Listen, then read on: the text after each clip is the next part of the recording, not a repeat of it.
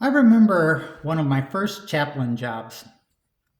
I was hired as the chaplain at the summer Boy Scout camp up in northern Wisconsin. I was in seminary at the time, this was just kind of a summer gig. And in addition to my chaplain duties, I was asked to run the rifle range because I was older than 21 and they needed somebody over 21 to run the rifle range. And so I had to go get trained for it and such. And I ran a pretty tight ship, if I do say so myself. I didn't want any mishaps or accidents, and so I kind of developed this gruff persona so that the kids wouldn't mess with me. They wouldn't push my buttons. They wouldn't test me.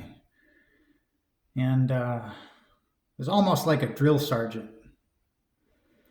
Those kids didn't breathe unless I told them to breathe. And I remember I would always give the same speech when a new troop would come down to the rifle range for the first time. My safety speech. What's the most important thing down here at the rifle range? At the beginning of the summer,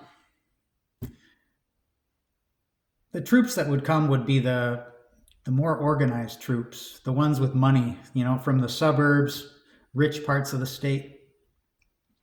And they had all been to camp before. They knew the drill. They knew what to expect down at the rifle range. They knew how to behave. They all had their uniforms on exactly the way they were supposed to be. These troops were well-oiled machines. And so when I said, what's the most important thing down here at the rifle range?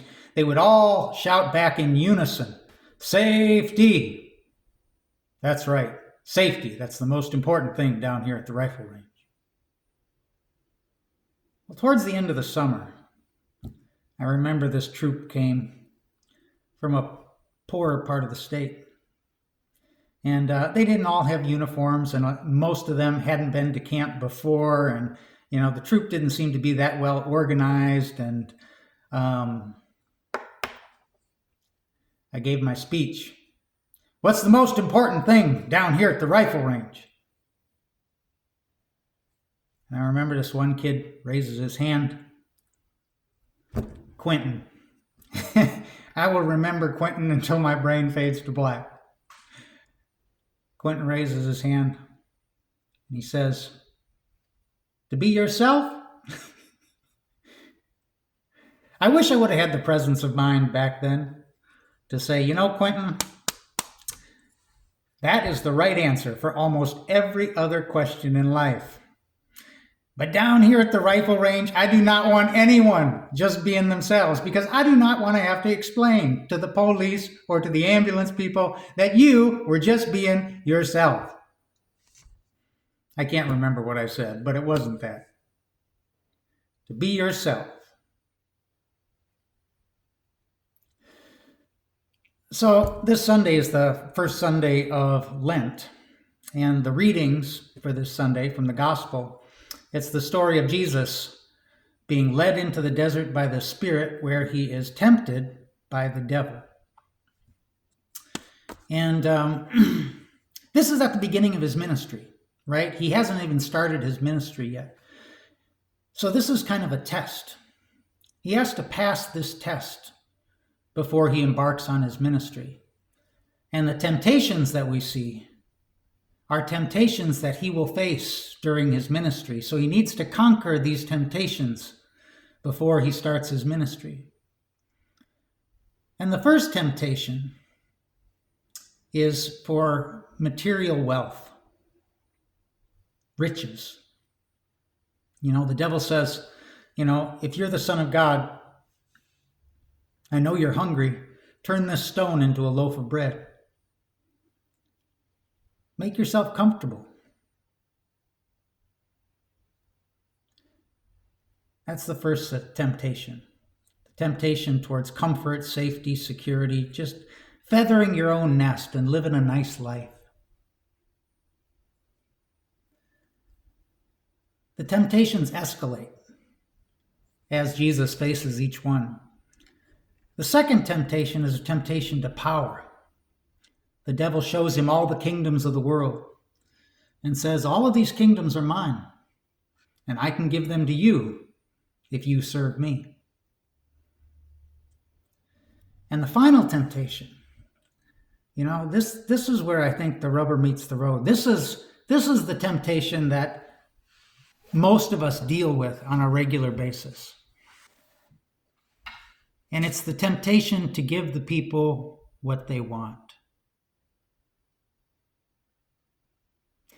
The devil says to Jesus, throw yourself down from the temple. If you really are the Son of God, the angels will rescue you. And this is going to be a big temptation for Jesus as he goes about his ministry. If you are the Son of God, do this.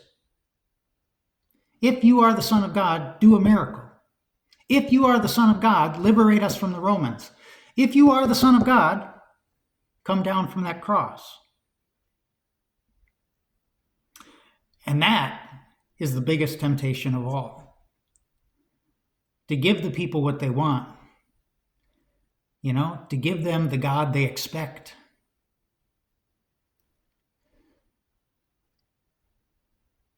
It's a temptation I think we all face, and it's the source of a lot of human suffering.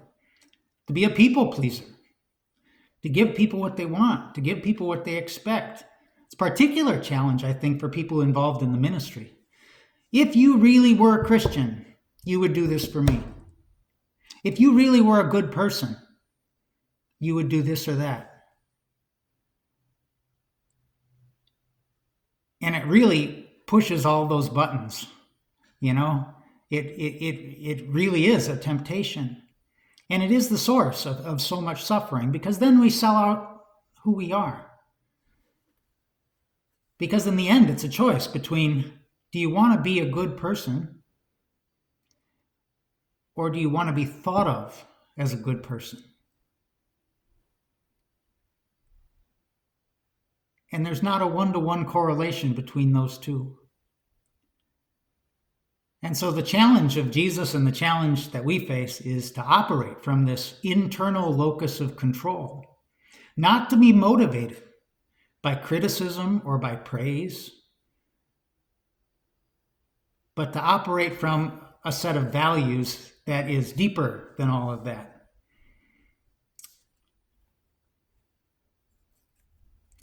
Socrates said, to know thyself is the beginning of wisdom.